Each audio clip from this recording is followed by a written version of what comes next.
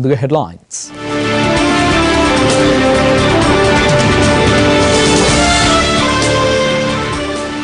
జల్లికట్టు స్ఫూర్తితో ఏపీ హోదా పోరాటం. చిత్తూరు జిల్లా రాయల్ చెరువులో చెవిరెడ్డి జలదీక్ష. ఎస్బీఐ ఏటీఎంలో కార్డు గీకితే రెట్టింపు డబ్బులు. గుంతకల్లులో పండగ చేసుకున్న కస్టమర్లు. జమ్మూ కాశ్మీర్ గండేర్బర్లో కొనసాగుతున్న కాల్పులు. సైన్యం చేతిలో లష్కర్ ఉగ్రవాది హతం. షారూక్ ఫ్యాన్స్ ఎగబడలేదు, పోలీసులే తరిమి కొట్టారు. వడోదర తొక్కిసలాటపై మృతుడి బంధువుల ఆరోపణ. జల్లికట్టు ఉద్యమం అదుపు తప్పడంతో చెన్నైలో భారీగా పోలీసు బలగాలు మోహరించారు. నిన్న ఐస్ హౌస్ పోలీస్ స్టేషన్ ముందు వాహనాలను నిప్పు పెట్టడంతో పాటు రాళ్లు, పెట్రోల్ బాంబులతో దాడులు జరగడంతో పోలీసులు అప్రమత్తమయ్యారు. మెరీనా బీచ్ ప్రాంతమంతా పోలీసుల పహారాలకు వెళ్లిపోయింది. అయితే బీచ్ లో యువత మౌన ప్రదర్శన కొనసాగుతోంది. నిన్నటితో పోలిస్తే ఇవాళ నిరసనకారుల సంఖ్య తగ్గింది.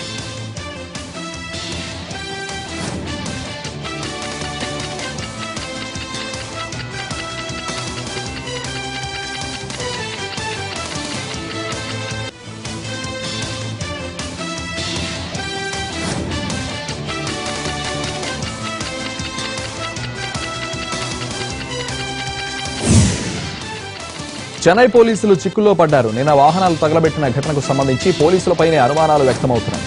పోలీసులే వాహనాలు తగలబెట్టి ఆ నిందను జల్లికట్టు ఉద్యమకారులపై నెట్టారన్న ఆరోపణలు వెలువెత్తుతున్నాయి. నెట్లో కొన్ని వీడియోలను పోస్ట్ చేశారు నెటిజన్లు. ఇందులో కొందరు పోలీసులే వాహనాలకు నిప్పు అంటిస్తున్నట్లుగా కనిపిస్తోంది. ఇంట్లోకి వెళ్లి మహిళలపై చేయి చేసుకున్న దృశ్యాలు, వాహనాలను ధ్వంసం చేస్తున్న వీడియోలను కూడా సోషల్ మీడియాలో పోస్ట్ చేశారు.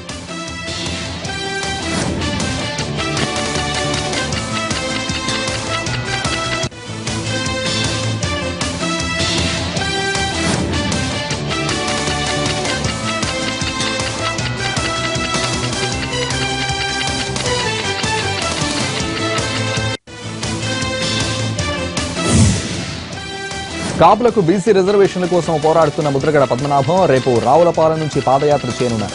అమలాపురం మీదుగా 6 రోజుల పాటు ఈ యాత్ర కొనసాగి అంతర్వేదిలో ముగుస్తుంది. ముద్రగడ పద్మనాభం కాపు సత్యాగ్రహ పాదయాత్రకు అనుమతులు లేవంటున్నారు పోలీసులు. అయితే పాదయాత్రకు అనుమతి తీసుకునేది లేదు, ఎట్టి పరిస్థితుల్లోనూ యాత్ర చేసి తీరుతామంటున్నారు కాపు జేఏసీ నేతలు. సాయంత్రం కిర్లంపూడి నుంచి ముద్రగడ పద్మనాభం రావులపాలెం బయలుదేరే అవకాశాలున్నాయి. దీంతో ముద్రగడ స్వగ్రామం కిర్లంపూడి, యాత్ర జరగనున్న కోనసీమ, జిల్లా కేంద్రం కాకినాడలో టెన్షన్ వాతావరణం నెలకొంది. మొత్తం మీద జిల్లా వ్యాప్తంగా 8,000 మంది పోలీసులను రంగంలోకి దించుతున్నారు.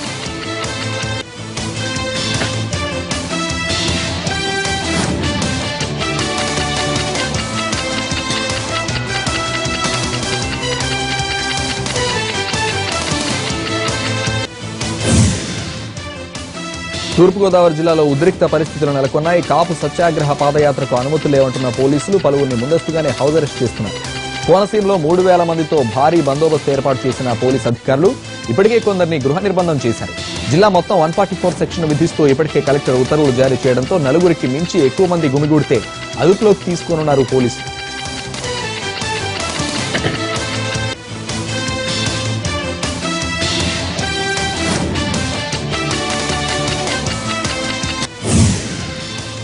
ఆదిలాబాద్ జిల్లా జైనత్ మండలం లక్ష్మీపూర్ గ్రామంలో వ్యక్తిపై దాడి జరిగింది. ఈ దాడిలో తీవ్రంగా గాయపడ్డ మహిపాల్ రెడ్డి ఆదిలాబాద్ రిమ్స్ ఆసుపత్రిలో చికిత్స పొందుతున్నారు. మహిపాల్ రెడ్డి సోదరుడు తిరుపతి రెడ్డి 20 రోజుల క్రితం ఆత్మహత్య చేసుకున్నాడు. ఆ కేసులో మంత్రి జోగురామన్న కొడుకు ప్రేమేందర్ ప్రమేయం ఉందంటూ ఆరోపణలు వచ్చాయి. ఇప్పుడు ఆ కేసు విచారణలో ఉండగానే మహిపాల్ పై దాడి జరగడంతో కలకలం చెలరేగింది.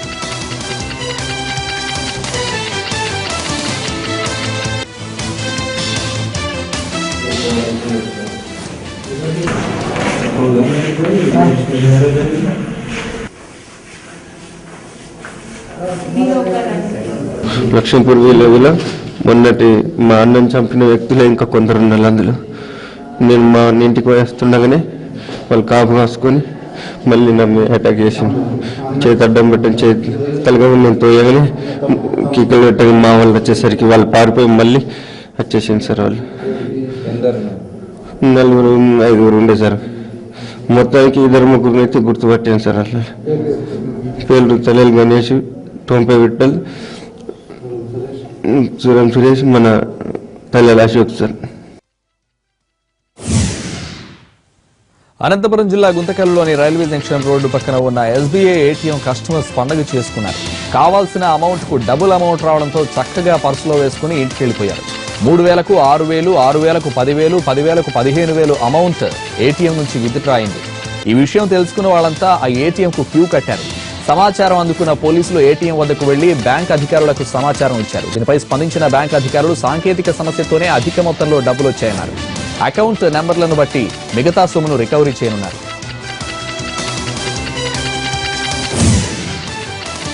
ఎక్కడైనా ఇళ్లకు తాళాలు వేస్తాం, ఖైదీలకు బేడీలు వేస్తాం. మరి ఇంటికి బేడీ వేస్తే వినడానికి కాస్త విడ్డూరంగా ఉన్న ఈ విషయం అనంతపురం జిల్లాలో జరిగింది.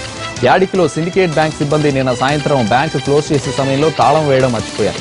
అయితే రాత్రి గస్తీ తిరుగుతున్న సమయంలో పోలీసులు విషయాన్ని గుర్తించారు. తలుపులు బార్లాగా తెరిచి లైట్లు వేసి ఉండడంతో పోలీసులు అనుమానించారు. బ్యాంకు మేనేజర్ను సంప్రదించేందుకు ప్రయత్నించినా ఉపయోగం లేకపోయింది.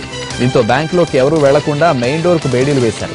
పోలీసులు గుర్తించారు కాబట్టి సరిపోయింది. లేకపోతే ఏ దొంగలో లోపలికి చొరబడితే బ్యాంకు గుల్లయ్యేది.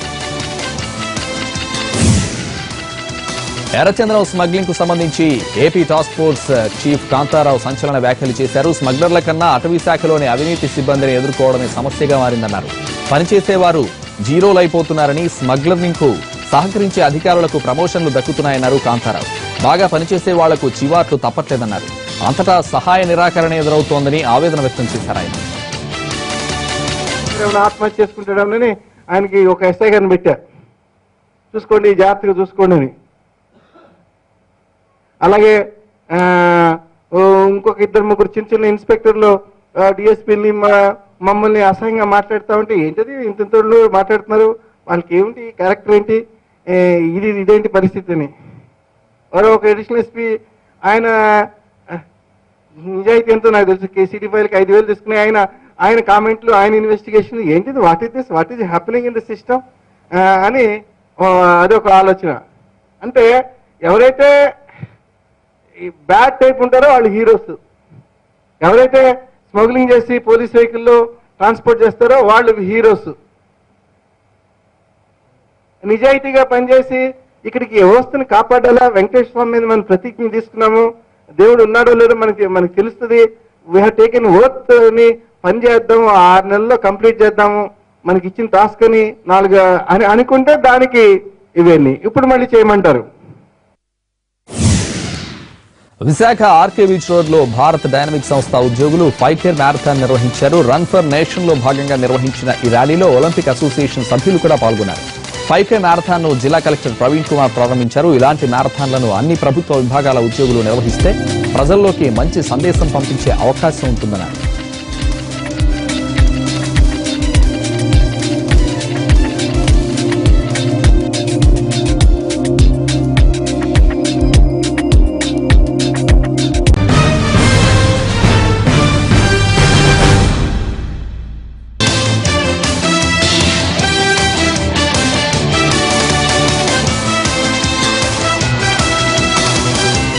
Action news. తమిళుల ఉద్యమ స్ఫూర్తితో చంద్రగిరి ఎమ్మెల్యే చెవిరెడ్డి భాస్కర్ రెడ్డి ప్రత్యేక హోదా ఉద్యమానికి శ్రీకారం చుట్టారు. రామచంద్రాపురం మండలం రాయల్ చెరువులో జలదీక్ష చేపట్టారు.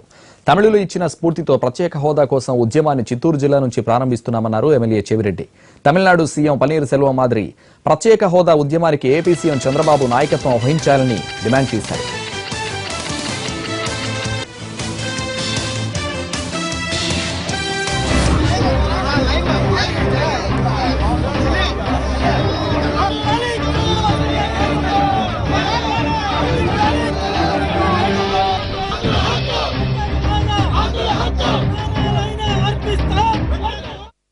ఒక క్రీడ కోసం వాళ్ళు చూపించినటువంటి తెగువ ధైర్యం మనకు లేవా అని అడుగుతున్నాం. మనకు ఉన్నాయి. మనం ఆ రోజు విశాఖ హక్కు, ఆంధ్రలో హక్కు అంటూ ఆ రోజు సాధించినటువంటి పోరాట పటిమ మనది. ఈ రోజు రాష్ట్రం కోసం ప్రాణాలు అర్పించినటువంటి పొట్టి శ్రీరాములు పుట్టినటువంటి ఆంధ్రప్రదేశ్ మనది. ఇటువంటి రాష్ట్రంలో పుట్టినటువంటి మనం వాళ్ళకన్నా అనేక రెట్లు పౌరుషం ఉంది, పట్టుదల ఉంది, పోరాట దీక్ష ఉంది. కానీ మనకు కావాల్సిందంటే ఐకమత్యం. ఎప్పటి నుంచో మేము రిక్వెస్ట్ చేస్తున్నాం. నిన్న కూడా జగన్మోహన్ గారు చెప్పారు, పార్టీలకు అతీతంగా అందరం చేయి కలుపుదాం, ఈ ఉద్యమాన్ని నిర్మిద్దాం, ఉద్యమాన్ని సాధిద్దాం, ప్రత్యేక హోదా సాధించుకుందామని. అందుకే చంద్రగిరి నియోజకవర్గంలో శ్రీకృష్ణదేవరాయలు కట్టించిన చెరువులో జలదీక్షతో ప్రారంభిస్తున్నాం. వంశధార ప్రాజెక్టు నిర్వాసితుల ఆందోళన కారణంగా సోమా కంపెనీకి భారీగా నష్టం వాటిల్లింది. మొన్న జరిగిన విధ్వంసంలో కంపెనీకి చెందిన విలువైన యంత్ర సామాగ్రితో పాటు వాహనాలు కాలి బూడిదయ్యాయి. దీనిపై మా ప్రతినిధి శ్రీనుబాబు స్పెషల్ రిపోర్ట్.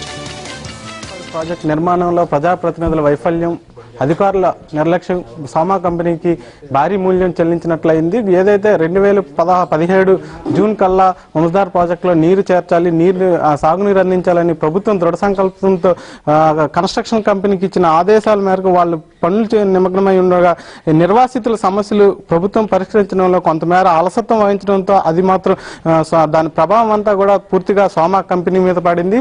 ఈ నేపథ్యంలో నిన్న నిర్వాసులంతా కూడా సోమా కంపెనీపై దాడి చేసి మొత్తం అక్కడ ఉన్న సామాగ్రిని మొత్తం కూడా ధ్వంసం చేయడం, విలువైన యంత్ర సామాగ్రితో పాటు విలువైన ఆ కంపెనీకి సంబంధించిన పత్రాలు, అదేవిధంగా కంప్యూటర్లు కూడా ధ్వంసం చేసిన పరిస్థితి. ప్రస్తుతం మనం సోమా కంపెనీలో ఉన్నాము. అసలు నిన్న విధ్వంసానికి సంబంధించి ఎంత మేర ఆస్తి నష్టం జరిగి ఉంటుంది, అసలు నిన్న ఏం జరిగింది తెలుసుకోవడానికి సోమా కంపెనీ ప్రతినిధులు మనతో ఉన్నారు. వాళ్ళని తెలుసుకుందాం. సార్ చెప్పండి, అసలు నిన్న ఏం జరిగింది, ఎంత మేర ఈ ఆస్తి నష్టం జరిగి ఉండే అవకాశం? సుమారు 5,000 మంది ఒకసారి మాకు నిర్వాసితులు అంతా మా 3 క్యాంపులు సైట్ అంతా 7 కిలోమీటర్ల డ్యామ్ సైట్ అంతా డ్యామేజ్ చేసుకుంటూ ఎవరికి దొరికింది వాళ్ళు డ్యామేజ్ చేస్తూ దొరికిన వస్తువులు దొరికినట్టు కాలుస్తూ డీజిల్ పోసి కాలుస్తూ వచ్చారండి. తర్వాత మా రాగానే ఒక జనరేటరు, సైట్లో లోడరు, 2 కాంపాక్టర్లు వాళ్ళకి దొరికినట్టు కాల్ చేస్తూ డ్యామేజ్ చేసుకుంటూ వచ్చారు. ఆ 3 క్యాంపుల్లో స్టాఫ్ అందరూ కూడా భయభ్రాంతులై పారిపోయారు, పొలాల్లోకి వాటికి అంతా పారిపోయారు. ఇది మేజర్ మాకు ప్రిలిమినరీగా ఉంది. మొత్తం రికార్డు కూడా సెట్ చేసాం. మనం total station instrument, leveling instruments, తర్వాత డ్యామ్ మీద ఇన్స్ట్రుమెంటేషన్ అని మనం డ్యామ్లో ఇన్స్ట్రుమెంటేషన్ చేస్తాం, కింద నుంచి కేబుల్స్ వేసుకొస్తూ ఉంటాం. అవన్నీ కూడా తగలబెట్టేశారు. ఇవన్నీ అసలు ఎలా చేయాలో మాకు కూడా అర్థం కాని పరిస్థితిలో ఉన్నాం. ఈ నేపథ్యంలో మొత్తం అంతా కట్టుబాట్లతో రోడ్డు మీదకి వచ్చారు. ఈ టైంలో గవర్నమెంట్ నుంచి అష్యూరెన్స్ ఇస్తే మళ్ళీ మీరు కోలుకోవడానికి ఎంత టైం పడుతుంది అప్రాక్సిమేట్గా?